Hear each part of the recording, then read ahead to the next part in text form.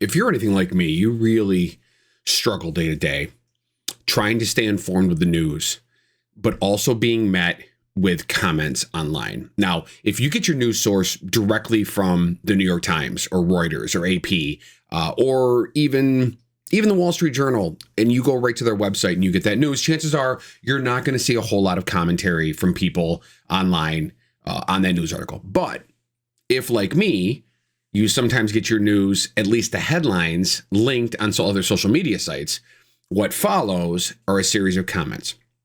I personally find myself struggling each and every day reading through those comments, especially on, well, for us here in Syracuse at syracuse.com. That's like our local online source. It's supposed to be a digital version of our local newspaper, the Post Standard. However, it has kind of evolved into its own thing, for better or for worse. But regardless, if you go on there to get your news, or cnycentral.com, which is another online news source, when they post their stories to social media, the comments that follow, if you dive into them, are generally predominantly Trump supporters. They're predominantly people that are on the MAGA side of things. They're predominantly conservative Christians. They're predominantly racists and bigots. I'm not saying all of those groups are together, but there is definitely a Venn diagram in which there's a perfect storm of just bad individual. And yes, I do believe that if you are a Christian nationalist and a bigot and a MAGA Trump supporter, then yes, I'm sorry, I do believe that you fall into that Venn diagram of perfect lunacy. But I had to tell myself today, and I took a pause, and I posted about this on social media, as a matter of fact, that we need to stop and we need to look at the real information that's out there. And sometimes that's hard to go by. Sometimes it's hard to find. But if you look at the polling, and if you look at recent elections, and if you look at the exodus of Republicans from Congress, and you look at the shift in support for Donald Trump, the truth bears itself out there, regardless of the number of comments you see from people that appear to be on the wrong side of history. And so I think, as collectively, what we all needed to do is to stop reading the comments. Now, they may be real people, but what happens epistemology-wise is that if you are only given access to certain types of information, you become siloed. You fall into an epistemic bubble in which all you hear are the things that you already agree with. And so when you're on social media platforms and you're following news sites, these people that are living in these really strongly organized silos have a hard time with reality. And they lash out with verbal abuse and with just unfounded comments that are, it's oftentimes talking points of the very same silo that they've been trapped into, whether it's Newsmax or OAN or Fox News even. Although Fox News they're sort of leveling out a little bit. They're finding their common sense in there. I think the upcoming bloodbath of the midterm elections is probably scaring them pretty badly.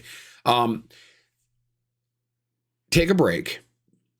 It's hard sometimes with the noise that's going on all around us.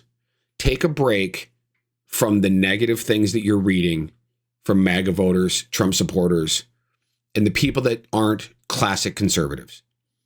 There is a new crop of people that are angry, racist. Well, not new. Let me back up. They're not new. They've just really found a collective voice. They are angry. They are racist. They are generally uneducated.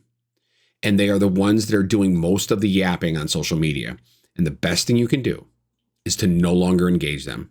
You are never going to win an argument of logic with somebody online. It's just not going to happen. We have been doing this social media experiment long enough to know that no political discourse is ever solved in the comment section of a Facebook post. Keep your sanity. Work to find the truth and the moral compass of the American people, and that is found in polls. There are some really accurate pollsters out there. Reuters, New York Times, NBC, CNN, Ipsos. There's a number of them out there that are very good poll sources. And then there are some that are a little bit more conservative leaning, and that's also fine because the best polling sites will do an aggregate of all of them. And that's where you're finding that today Trump's approval rating is, well, I believe it's actually 38% right now. There was just a special election in Texas that had a 34-point swing. It was a Trump plus 17 state, and the Texas Democrat won by 15. The truth is in the pudding, as they say, when it comes to the sentiment and the moral compass of the American people right now. So don't get discouraged. I know this is hard to see. I know this is hard to watch. I know it's hard to hear. And I know it feels very difficult to live in this time and place where democratic norms are being challenged each and every day by a wannabe dictator. But we're going to get through this. He made a comment yesterday, by the way, in case you didn't catch it, that he wanted Republicans to stop local elections and nationalize our election process, to take it out of the hands of the states and put it into the national government, essentially setting himself up for sham elections in which he can be elected once again, or Republicans only will win. There is no constitutional precedent for that. There is no way that a Congress risking complete and utter collapse of their caucus is going to put that up for even a vote, never mind vote for it, to give him that kind of sweeping power in the executive. And then to add insult to injury, if you've been paying attention to Donald Trump's little pet projects and the things that he really seems to care about for some reason, one of them is the Nobel Peace Prize. He threatened to take over Greenland in order to basically flip a middle finger to Denmark, thinking that somehow the country of Denmark and the government of Denmark has something to do with the Nobel Peace Prize. Well, today, well, I think it was yesterday actually, but it kind of hit the news today. The city of Minneapolis has been nominated for a Nobel Peace Prize. And man, would that be the ultimate thorn in the side of Donald Trump. Good things are coming.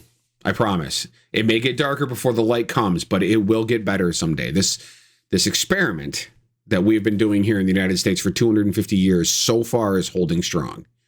And the biggest challenge that we have faced to it since its very inception is also coming to a close before we know it. Have faith. Try to find happiness in life.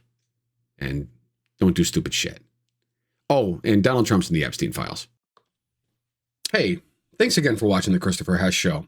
I'm really glad you took the time to watch. Now, if you liked what you saw, you can click right here. This will help you subscribe to my channel. Or you can click over here for a video that YouTube thinks is one you would like to watch. Once again, thanks for watching and have a great day.